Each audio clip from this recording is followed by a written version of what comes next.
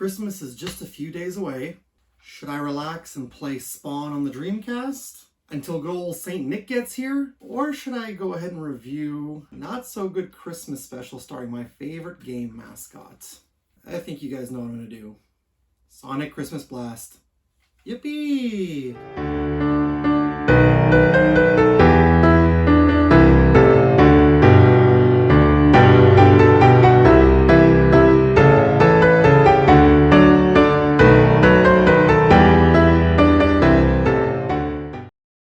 Okay, don't lose your ring, Sonic. It shouldn't be too tough to defeat Robotnik. Yeah, so I know I was gonna play Dreamcast, but I went with Genesis instead. Because I was trying to get a distraction so I wouldn't have to review this special for you guys. But I guess it seems I have no fucking choice. The nostalgia is in it, and well, I'm in the Christmas spirit. Thanks to the comic series that was released this year, DC X Sonic, which is a great read if you haven't read it yet, I got back into Sonic the Hedgehog this year in a big way. Okay, wait, how is it that I'm reviewing another Deke show after I just reviewed one? You know, come to think of it, Deke was kind of like the LJN of TV shows. They got their little hands on everything in the 90s, like when they had two Sonic the Hedgehog TV series. Sonic Sat-Am, which was a dark take on Sonic the Hedgehog, very reminiscent of the comics as well, and more similar to the video game, which was a pretty good series. And then there was the even kid-friendlier, joke-heavy The Adventures of Sonic the Hedgehog. So The Adventures of Sonic the Hedgehog, this ran for 65 episodes from September until December of 1993, and my oh my, was this show really bad. The show just went for silliness instead of representing what Sonic truly was. And I think that's why we got the Sat-Am series from Deke, which, I'm not gonna lie to you, still confuses me to this day. So now you would think that a television series that would end with its final episode in December would finish on a Christmas episode, and that it would be the last big hoorah for that cartoon. Kind of like Deke's other series, Bump in the Night, which ended with 'Twas the Night Before Bumpy, as that series ended with that special in December of 1995. And albeit a really oddball Christmas special and series in general, I did actually really enjoy that Deke series, Bump in the Night. I mean, unlike the really lame Samurai Pizza Cats Christmas episode, which maybe I'll review next Christmas. But no, Deke released this Christmas special 3 years after The Adventures of Sonic the Hedgehog ended. Well, you might be thinking to yourself, why is that, Boomer? Or you're not, I don't know.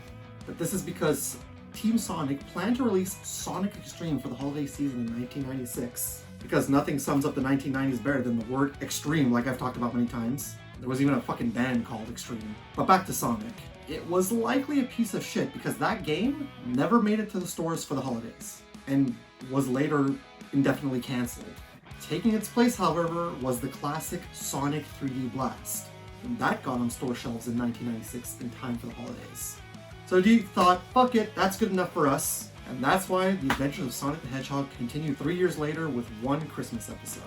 I did watch Sonic as a kid, but I actually didn't see the Christmas special until back in 2008, when I purchased a DVD from HMV called Deke Animated Christmas Blast, which was released by Shout Factory, and they always release really solid stuff. Like I said, I loved that Bump in the Night special, which was included on that DVD, and I saw Sonic on there. So I thought, this purchase makes sense. I popped that fucker into the DVD player, and holy shit, I had no idea what I just watched. Well, it's been pretty much 30 years since that special originally released, and 17 years since I first watched it myself. So, why not? Let's see if this really is as bad as I remember. It likely is. Oof, why am I doing this? Alright, get yourselves a big old festive chili dog, and let's watch... Actually, did you know that Jaleel White voiced Sonic in the 1990s in all 3 series that they had? Jaleel White, who played Steve Urkel? And not just that, there were 2 different voice actors voicing Robotnik in The Adventures of Sonic the Hedgehog and the Sat-Am series. Also, Knuckles never showed up in the show, as he was introduced after the show wrapped. Kind of like a Christmas present. I know. I'm prolonging the inevitable. For real this time, here's Sonic Christmas Blast. Save me. They start with a clock because they knew this shit was long and pointless. Okay there, son, bring it down a notch. And now he realizes the kind of show he's in. So yeah, the opening is just the original theme, but with a Christmas style to it. I think Sonic is trying to reassure us that this might be good.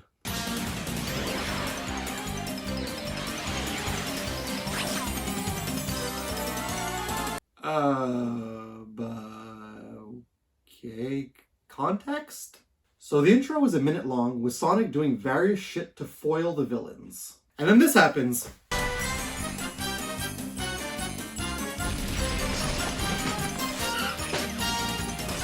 Yeah. Sonic blows up Robotnik in the intro and makes him the logo. Say what you will about old Robotnik, but fuck Sonic! No! You unalived someone before the show even started! For shame, Sonic! For shame! You have no holiday spirit. You made one. The episode starts with a crowd of badly drawn people standing in town watching a screen. When Santa comes on TV, do I get to tell him what I want? Do I? Kid, why are you tugging so hard? Ho, ho, ho! Merry Christmas! Season's greetings to all my friends everywhere. No, not suspicious at all. Santa Claus is on screen announcing his retirement, prompting the townspeople to be sad. You're what? Shh. I can understand that. As a parent, you can hear her annoyance. Oh my god. As a parent, that is a legitimate reaction. No, Santa, please. It's too sad. Kid, he's filming from another location. Why do you think he could hear you? Don't be sad. This is happy news. This Christmas will be the best Christmas ever. Well, I stand corrected. I guess he can hear you and everyone else. Santa Claus announces his replacement, a jolly one and friend, none other than Dr. Robotnik, or Robotnik Claus, which doesn't go over well. I mean, do you blame them? He looks a little less like Santa and a little more like Cousin Eddie. Merry Christmas! Dinner was full! Hooray for Robot Nicholas! For fuck's sake, two of the most pointless henchmen ever created for a cartoon, Scratch and Grounder. Robotnik Claus like my cheers best! Oh, I did not! My cheers would cheer you! I boo your cheer! I believe you're both profoundly stupid.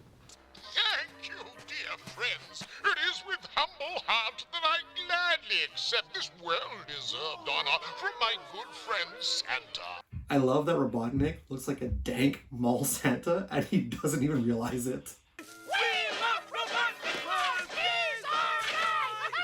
Will you two shut up? Robotnik Claus promises to carry on the tradition laid by Santa, albeit with a few small changes.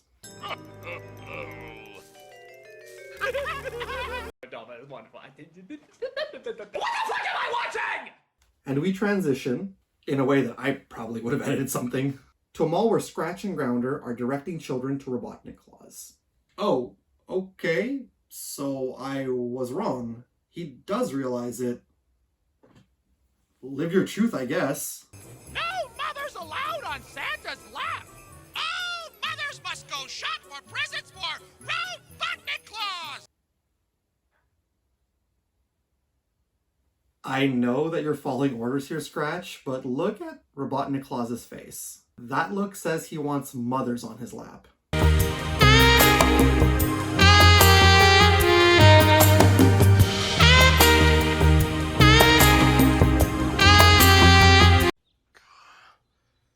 Gross. The child from earlier makes his way to Robotnik Claus and is a tad way too excited. Robotnik Claus asks the child what he will be getting Robotnik Claus for Christmas, only to have the child punch Robotnik Claus in the stomach. Well, that is normal child behavior with a mall Santa, as the child does tell Robotnik Claus he's not getting him anything, and questions why Santa chose Robotnik Claus as the replacement, upsetting Robotnik Claus. Oh, helper elf Grounder. Yes, your merry Yuletide ship. Chain this brat up in my robot factory and teach him some Christmas spirit. Well, yeah, now I think he deserved that fate that Sonic gave him in the intro. No! Wait! Help! Honestly, those three children look more concerned that they're not going to be able to see Santa rather than terrified of what's going on right now. Sonic decided he should enter the episode as he's speaking with Princess Sally Acorn, that their deal for no presents is still on. Wait, hang on. Sally was in the Sat-Am series, not this one. Seems very random to add her in. Well, actually, technically, maybe it does make sense, since nothing in The Adventures of Sonic the Hedgehog does anyway. No presents. Did they cut her dialogue from the special? Come on, Tails. Gotta juice and cut it loose. What the hell does that even mean? Sonic and Tails head to Robottropolis in order to get Princess Sally her Christmas present. But you just said... I know what we said. Same as last year. It is Sonic. He does whatever the hell Sonic wants. And then Sal went and gave me this great ring. No gifts, huh, Sal? Sonic better get her something spectacular. Nice ring! Thanks. What's that squiggle on it mean? I don't know. Neither did Sal. Well, I retract that statement. You know something, Sonic? I bet you Sally just found that ring lying around in the trash. Oh, a mystery, huh? I love mysteries. Oh great, here's an annoyingly pointless, forgettable side character, kind of like the kids in the He-Man and She-Ra Christmas special. Love and caring, peaceful bliss. And the award for most exaggerated fall goes to someone else, but this was really dumb. Sal gave me tons of other stuff, and I felt lower than a bot's bolt. Alright, well I understand why Sally said no gifts, especially when you keep giving to somebody and they never give you anything in return. Real nice, Sonic. Now I finally got it figured, Tails. When a princess says no presents, she really means 2 stores full. I really don't think so. Even Tails thinks Sonic's view is skewed. Are you sure you want to do this? Well, it's good to know that Tails has some common sense. And I always thought Tails was annoying. Good on you for proving me wrong, little guy. Showing Sonic the errors in his thought process. Robottropolis is always dangerous. Okay, not what I was expecting. Not as dangerous as Sal if I don't get her any presents again. Yeah, Miss NPC over here looks real dangerous. We'll zip in and zip out before Robotnik even knows we're there. That looked like scene transition bait, and it wasn't. I give up on the fucking logics of this show. Scratch and Grounder are going door to door, asking for gifts. Arriving at one where the man of the house is unemployed, which he cries about, and sold all his belongings to pay his bills, so his house is now empty. Well, that makes it easy. Right! No problem! We'll just take your house! No, Scratch and Grounders. I heard Spirit Halloween already has dibs. Scratch and Grounder remove the house, pleased with themselves. Ho, ho, ho, ho! Oh, yeah? Ho, ho, ho, ho, ho, ho! I don't give a fuck what anyone thought. These two bring absolutely nothing to the table. All they do is make me want to stick forks in my eyes and pins in my ears. Fucking pointless. We return to the same mall from earlier, as Sonic notes that this is the 4th store that has been emptied out, as Tails notices robots piling various items into a truck. They should have honestly called this Sonic's How Robotnik Stole Christmas. Would have been more accurate, especially since this is far from a blast. Now that's shoplifting. Now that's my kind of joke. Good work, fellow bots. And now we will deliver this batch of presents to jolly old Robotnik Claus. Please speak up, they can't hear you in the back.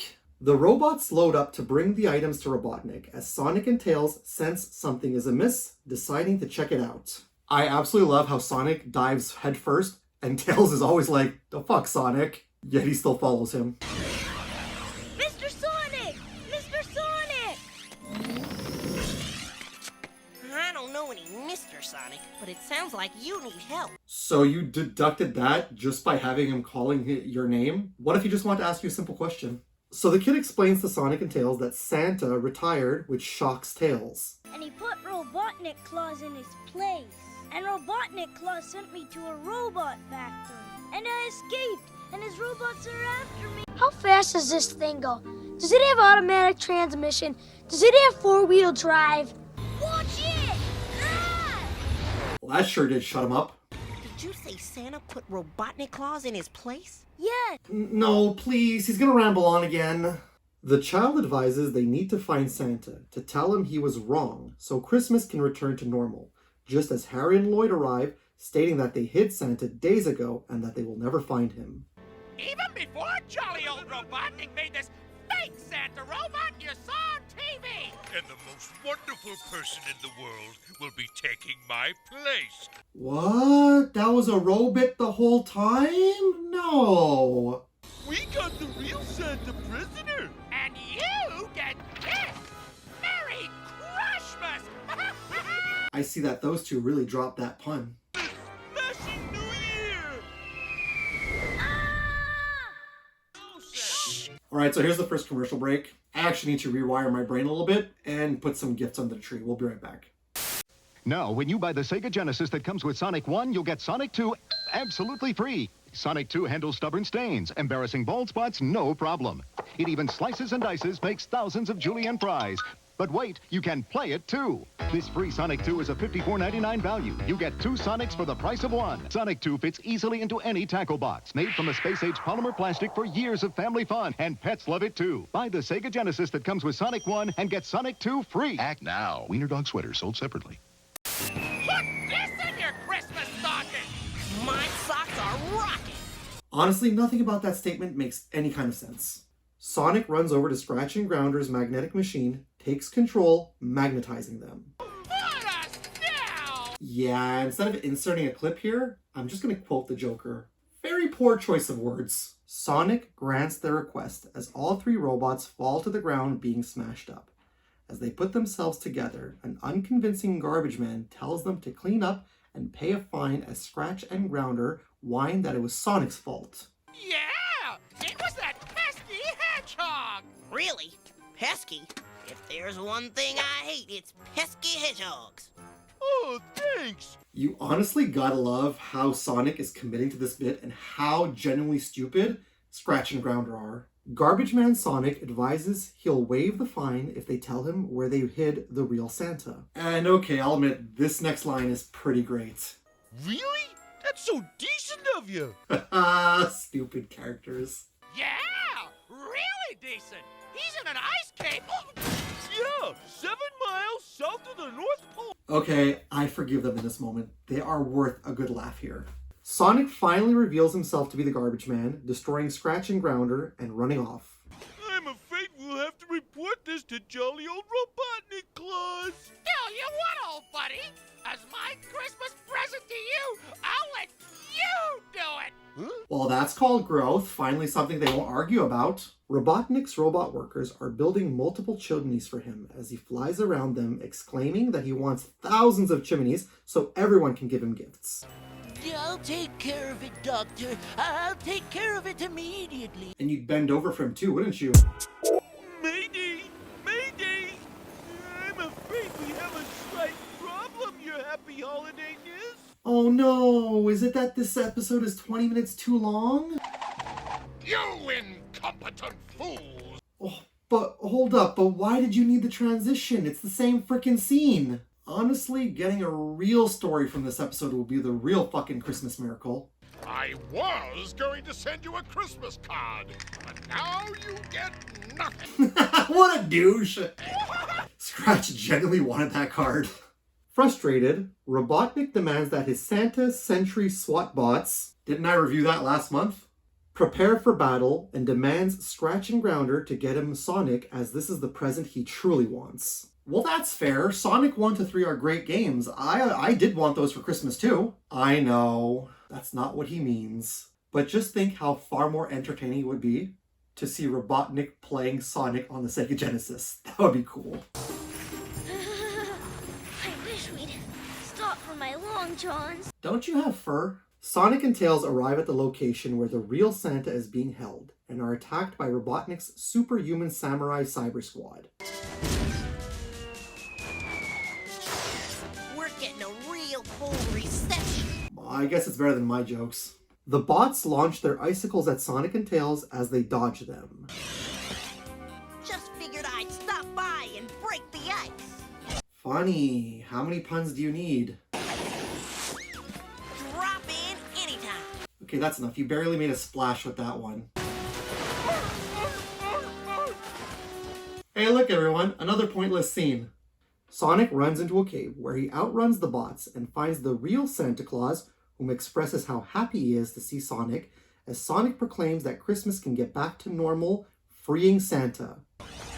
Santa, Tails, and Sonic head to Santa's workshop, where an elf advises them that Robotnik stole every present, saddening Santa. Well, I don't mean to get deep here, but I really do think Christmas means a little more than presents. Or Santa just knows that he's going to be unemployed at Christmas. As we contemplate this, let's take a break so I can go put some stocking stuffers in the stockings. We went to the big guy. We laid the whole thing out for him. We told him we had this great idea for a new game called Sonic and Knuckles. It's Knuckles in his own game. Plus it has new technology. Lock-on technology. So you can play Knuckles in Sonic 2 and 3. It's revolutionary. He just laughed at us. So we sold the whole thing to Sega? Who's laughing now? Batman!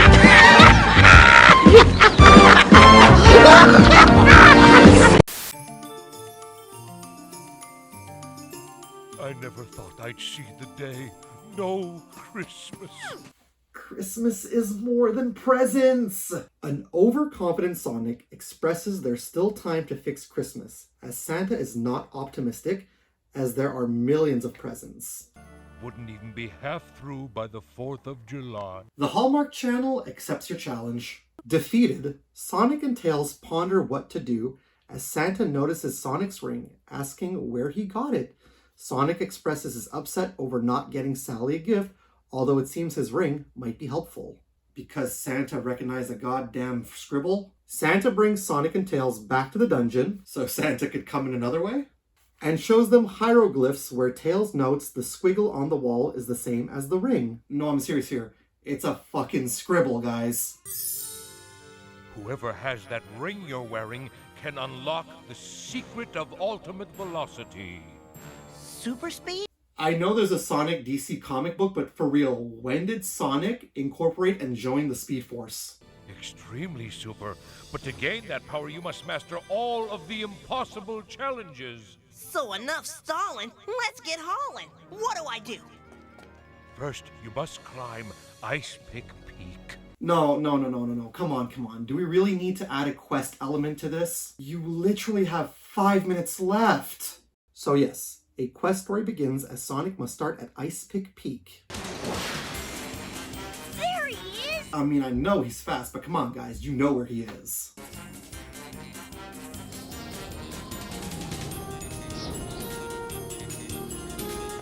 Wow, what a huge challenge. And your second challenge is to snowboard down Calamity Cliffs.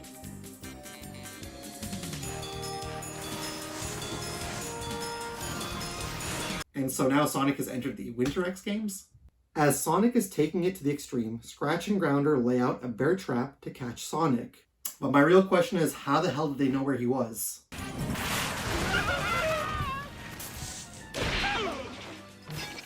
Yeah, the physics behind this show have so much logic behind it. This is all your fault! It is not! It was your idea! No, get up and help me find my head! I really do feel that Scratch and Grounder should come packaged with the Itchy and Scratchy theme song. Sonic next jumps onto a power glider as Scratch and Grounder return from the wreckage. Look, at this point, can we just get rid of these two, please? As they keep bantering, Sonic drops his snowboard on them. And I shit you not, that is what takes them out. Not being blown up, not being devoured by a bear trap, that was too weak. Nah, snowboarding is tough and extreme! Fucking episode. Sonic next hops onto a BMX, riding across a frail bridge, trying to squeeze by icebergs.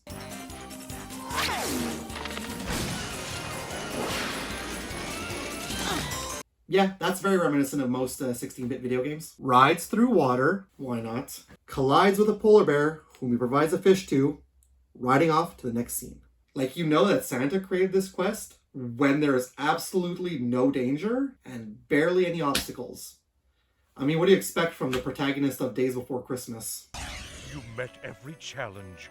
You won the power of ultimate velocity, supersonicness, and extreme speed. I mean, I could have probably completed every single challenge. However, Santa is still defeated, as an optimistic Sonic knows there's still time as he speeds off. At Robotnik's lair, Robotnik is excited, rummaging through all of his presents, just as Sonic speeds in, collects all the presents, tree ornaments, and Robotnik's clothes. Food that he left in the house was a crumb that was even too small for a mouse. What is the meaning of this? What happened? Oh? It must have been Sonic, sir. He captured every present you stole. Yeah, the Grinch got Grinched! I hate that hedgehog! I hate him! That vile little creature! That prickly vermin! That... Look, he's just sad that he didn't get that one present he truly wanted. I can relate. I never did get that Megazord in 1993. In a repeat from the opening credits, Sonic restores all presents to the world, especially that of the little boy. Thank you, Sonic, and Merry Christmas! Shh. As Sally is glooming in front of a fire, Sonic arrives with presents. Merry Christmas, Sal. That was his grandiose present. Bury her in presents. I know we said no presents, but the one you gave me last year really came in handy. Mistletoe. A little awkward, Sonic. Sally, at least say thank you! But that would call for having somebody voice her. Back at Santa's workshop, Santa praises Sonic for saving Christmas. Well... You realize he's going to humble brag about this to people. I'm impressed. Really impressed. In fact, I think that Robot Santa was right.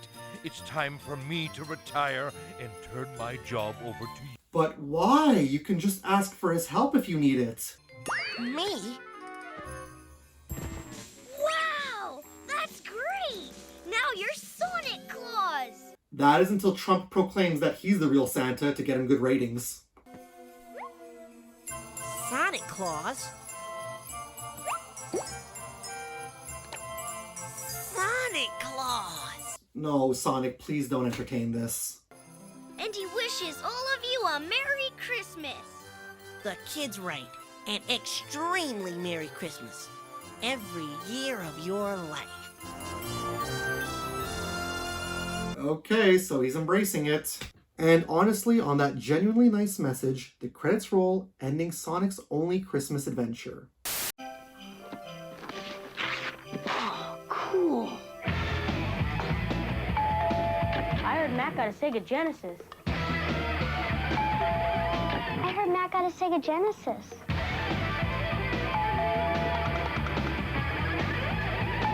Well, I guess one more is okay.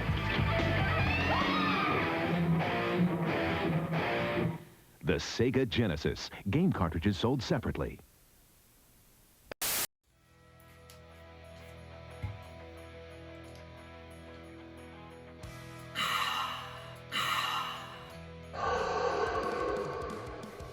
Don't really drink alcohol, but I figured if I get myself toasted enough, I'd probably forget this fucking Christmas special. Sonic Christmas Blast. I mean, why? Just why was this a necessary Christmas special? I mean, I know that I said that this was supposed to coincide with Sonic 3D Blast. Team Sonic, you could have done something else, kind of like you did with some of the comics later. Now, is this up there with Alpha's Magical Christmas and We Wish You a Turtle Christmas? Oh, you fucking best believe your ass it is. All Deke wanted to do was cash in and give us kids hope that we'd have this awesome Christmas special starring our favorite blue blur Sonic. But in fact, all it did was stink like one of Sonic's chili dog shits. The negative about this episode is definitely, hands down, this knockoff Grinch plot, but mostly scratching grounder. Whoever thought that these two were good ideas for a cartoon show clearly showed that they had none. The positive, however, I'll admit, the puns are pretty good. I do think that the jokes can be pretty funny, and I'll be quite honest, I really do like Urkel as the voice of Sonic. Plus, this show really does make me feel nostalgic.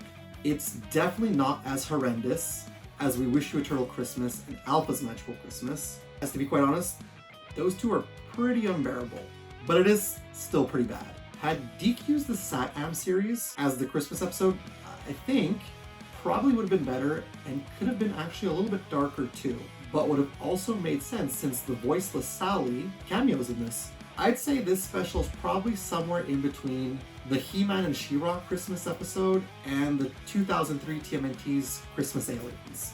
Not really that great, but still fun and nostalgic and good enough for you to try and watch every Christmas. But again, if you do want a superior Deke Christmas special, I truly highly recommend 'Twas the Night Before Bumpy if you've never seen it. But what are your thoughts on this? How do you feel about Sonic Christmas Blast? Agree? Disagree? Indifferent? Let me know your thoughts.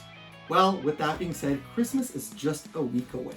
Less or more depending when you're watching this. And as it is with every year, this is going to be my last video for the year until the new year begins. I just really want to thank all of you, as I do appreciate you all. I reached 1,000 subs this month, and I honestly could not have done that without each and every single one of you. So I do truly thank you all from the bottom of my heart. I am very grateful and humble for all of you. It's absolutely times like these where you feel more for your fellow humans. I do hope that you're safe this season, regardless if you celebrate or you don't. From old friends like Jay, Review Spot, and Spoonie, to new friends like Kevin and Cat Travels and R2 the Artist, and many, many more of you. I cannot wait to make more YouTube memories with you all. Now I'm going to turn on that Dreamcast and I'm going to go play some Sonic Adventures, the Christmas-themed DLC, with my wife. Take care of yourselves, hug your loved ones, be good to each other. Merry Christmas, Happy New Year, and I cannot wait to see you all in 2026.